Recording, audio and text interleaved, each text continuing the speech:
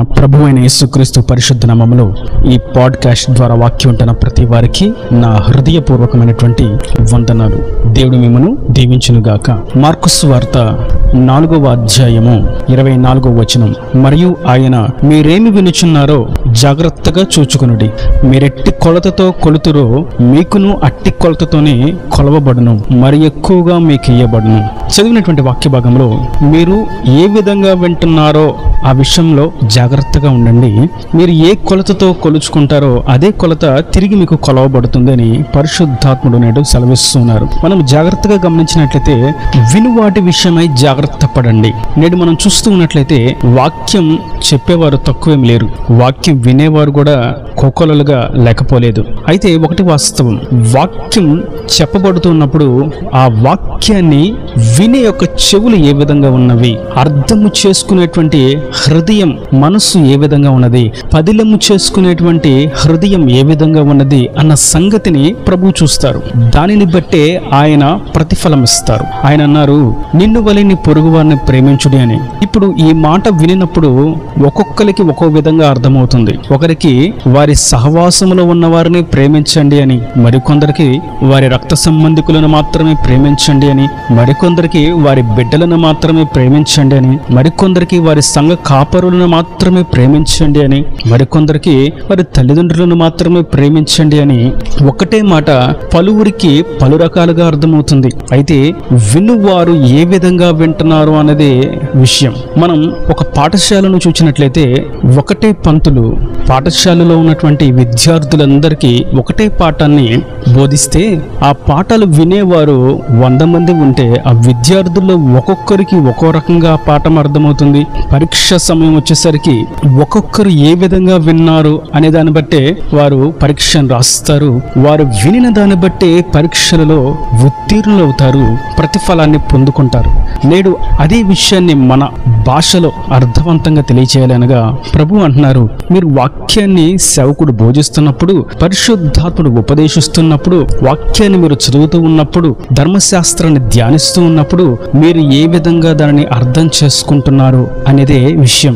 మీరు జాగ్రత్తగా విని అక్కడ ఉన్నటువంటి భావాన్ని బట్టి మీరు జీవించినట్లయితే సరైనటువంటి ప్రతిఫలాన్ని పొందుకుంటారు. ఒకవేళ మీరు వినిన దాన్ని మీకు అర్థమైనట్లుగా, మీకు నచ్చినట్లుగా దాన్ని వక్రీకరించి అర్థం చేసుకొని వాక్యాన్ని విరిచేసి వంచేసి అర్థాన్ని తారుమారు చేసేసి మీరు ప్రవర్తిస్తే దానికి సంబంధించిన తీర్పే మీరు పొందుకుంటారు అని ప్రభువు నేడు స్పష్టంగా తెలియజేస్తున్నారు. కనుక నేడు వాక్యం వింటున్నటువంటి నా ప్రియ సహోదరులారా, మనం ఏం వింటున్నాము, ఎలా వింటున్నాము అనేది నేడు మనం పరీక్షించుకోవలసిన వారమై ఉన్నాం. కొందరు మాదిరి లేని జీవితాన్ని జీవిస్తూ పరిశుద్ధతను గూర్చి బోధిస్తూ ఉన్నప్పుడు అక్కడ మనం గమనించాలి, మనం ఏం వింటున్నాం, మాదిరి లేని బోధన మనం వింటున్నాం అని గుర్తించాలి. కొందరు వ్యభిచారం చేస్తూ పవిత్రతను గూర్చి బోధిస్తూ ఉంటే అక్కడ మనం గమనించాలి, వీరు ఒకరిని మించి అనేకమైన భార్యలను కలిగి ఉన్నారు, వీరు ఒకరిని మించి అనేకమైనటువంటి భర్తలను కలిగి ఉన్నారు, వీరు పవిత్రతను గూర్చి మాట్లాడుతున్నారు.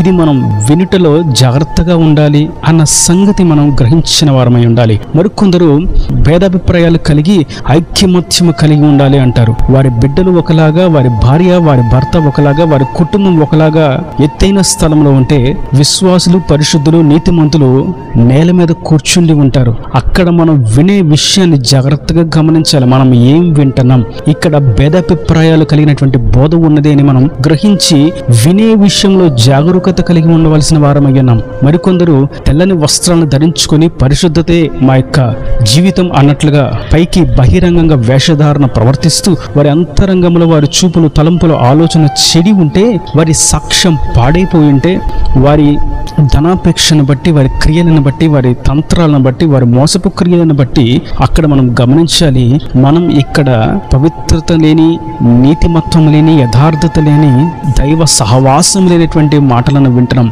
మనం వినే విషయంలో జాగరూకత కలిగి ఉండాలని మనం గమనించవలసిన వారమై ఉన్నాం. ఇలా మనం చూస్తూ ఉంటే అనేక రకాలైనటువంటి మాటలు మనకు వినబడుతూ ఉంటవి. కానీ మనం ఏం వింటున్నాం, ఎలా వింటున్నాం అనేది విషయం. కానీ ప్రభు అంటున్నారు, మీరు వింటే ఏమవుతుంది, మీరు సరిగ్గా వింటే ఏమవుతుంది, మీరు వినిన దాన్ని బట్టి జీవిస్తే ఏం జరుగుతుంది. ఇక్కడ మనం చూస్తాం వాటిని గుర్చి, మీరు వినుటకు చెవులు గలవారైతే వినండి. ఈ ఉపదేశం ప్రభు సెలవిస్తూ ఉండగా మీరు వినగలిగేటువంటి చెవులు గలవారైతే వినండి. లేని ఎడల ఈ ఉపదేశం మీ చెవులు వెలుగులోకి వెళ్ళదు, వెళ్ళినా అది మీ జీవితంలో ఫలభరితంగా ఉండదు. మీరు వినిన దాని విషయం మరలా మీరు కొలబడి జీతం పొందుకోవలసిన వారై ఉన్నారని ప్రభు అంటారు 21వ వచనంలో, దీపము దీపస్తంభం మీద ఉంచబడుటకే గాని కొంచెము క్రిందనైనను మంచము క్రిందనైనను ఉంచబడుటకు తేబడదు కదా. రహస్యం ఏదైనాను తేటపరచబడకపోదు, బయలుపరచబడుటకే గాని ఏదియో మరుగు చేయబడలేదు. వినుటకు చెవులు ఎవరికైనాను ఉండిన ఎడల వాడు వినును గాక నేను. ప్రభు అంటున్నారు, మీరు సరిగ్గా వాక్యాన్ని విని దాన్ని అర్థం చేసుకుని ఆ ప్రకారం జీవించినట్లయితే, నిన్ను వారిని పొరుగు అని ప్రేమించుము అనేటువంటి మాటలో నీ పొరుగువారు అనగా నీ కులస్తుడు కాదు, నీ మతస్థుడు కాదు, నీ రక్త సంబంధి కాదు, నీ బంధువు కాదు, నీ భార్య కాదు, నీ భర్త కాదు, నీ బిడ్డలు కాదు, నీ తల్లిదండ్రులు కాదు, నీ సహవాసం కాదు, నీ పరిచర్య మాత్రము కాదు, నీ పొరుగువారు. ప్రతి వారు మన పొరుగువారు, ప్రతి వారు మన సహోదరులు, ప్రతి వారు ఆదాము యొక్క సంతతి.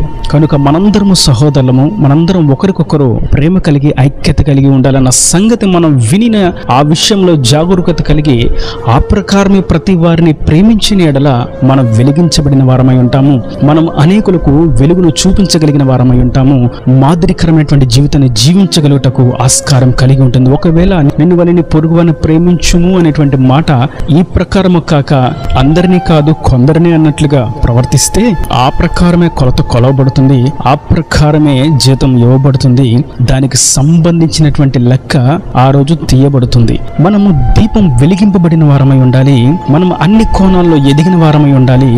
దేవునిని ఈ లోకంలో ప్రతిబింబించే విధంగా ఉండాలి. మనం మన జీవన శైలిని గమనించినట్లయితే వయస్సు మీద పడిన వారు 1కి 4 సార్లు చెప్తారు. యవనస్తులు బిడ్డలు అంటారు వారిని గురించి వారికి చాదస్తం పెరిగిపోయింది అని. నిజానికి అది చాదస్తం కాదు, వారి అనుభవములో నుండి జాలువారుతున్నటువంటి పాఠాలు. 1కి 2 సార్లు వారు చెప్పడంలో ఉన్నటువంటి భావం ఏదనగా అటువంటి విషయంలో వారు తప్పిదములు ఎదుర్కొని కాలు జారి పడిన పరిస్థితిని బట్టి, వారు ఎదుర్కొన్నటువంటి ప్రతికూల పరిస్థితులను బట్టి వారు జాగ్రత్తను తెలియజేస్తున్నారు. అది వారు విని నేర్చుకొని గ్రహింపులో పాఠ్యాలను అనుభవపూర్వకంగా చెప్తున్నటువంటి విధానం. కనుక మనము వెలిగింపబడిన వారమై ఉంటే వినిన దాన్ని బట్టి మన జీవితాన్ని వెలిగించుకున్నట్లయితే మనం అనేకులను వెలిగించగలుగుతాం, మనం అనేకులకు బోధించగలుగుతాం, అనేకులకు సువార్తను ప్రకటించగలుగుతాం, అనేకులకు సువార్తను అందించి వారిని దేవుని వైపు త్రిప్పగలుగుతాం, వారి కొరకు ప్రార్థించగలుగుతాం.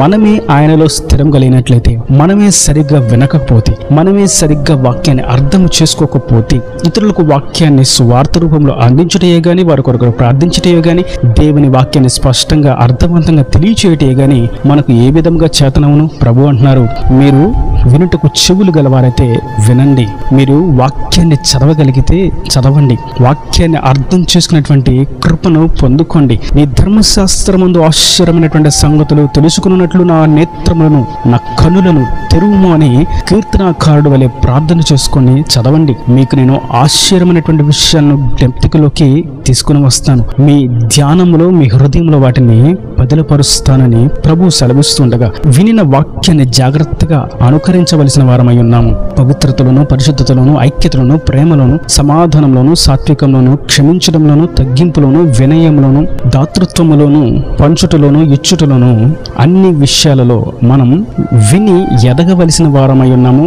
విని వెలిగింపబడవలసిన వారమై ఉన్నాము. వెలిగింపబడి అనేకులకు వెలుగు చూపవలసిన వారమై ఉన్నాము. అనేకులను సైతం దేవుని వైపు త్రిప్పి వారు సైతం వెలిగించుటకు కారణము కావాల్సిన వారమై ఉన్నాము. కనుక అట్టి విధంగా మనం ఏమి వింటున్నాము అన్న సంగతిని గ్రహించిన వారమై విన్న ప్రకారం దేవుని వాక్యానుసారంగా జీవిస్తున్నాం లేదా అన్న సంగతిని మనం స్వీయ పరీక్ష చేసుకుంటున్నట్లయితే దేవుడు వెలుగుకరంగా మారుస్తాడు. ఉన్నతమైనటువంటి ప్రతిఫలమును ఆయన అనుగ్రహిస్తాడు. అది ఆయన ఆజ్ఞానుసారంగా జీవించుటలో, ఆయన పోలి జీవించుటలో, పరిపూర్ణతకు సాగిపోవటలో, మాదిరికరమైనటువంటి జీవితంలో, సేవా జీవితంలో, విశ్వాస జీవితంలో, ప్రతి విషయంలో మనము ఏమి వింటున్నాము, విని ఎంతవరకు అనుకరిస్తున్నామో అన్న సంగతిని గ్రహించినట్లయితే ఆయన వెలుగు పొందుకున్నట్లుగా ఆయన సహాయం చేస్తాడు మరియు మంచి గొప్పదైనటువంటి ప్రతిఫలం ఇచ్చి దీవిస్తాడు.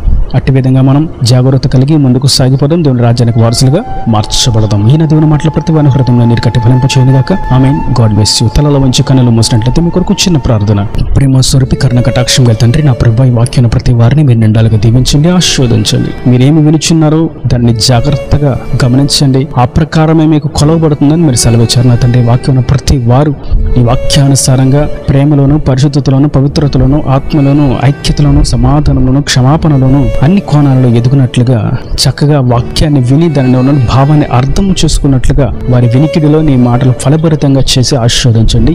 ఇంకా వారి ప్రతి అవసరతను అక్కర్ను నీ మహిమలో తీర్చి నీ రాకడ రాజ్యాన్ని సిద్ధపరచమని యేసు పరిశుద్ధ నామమున ప్రార్థించి వేడుకుంటున్నాను తండ్రి. ఆమేన్, ఆమేన్.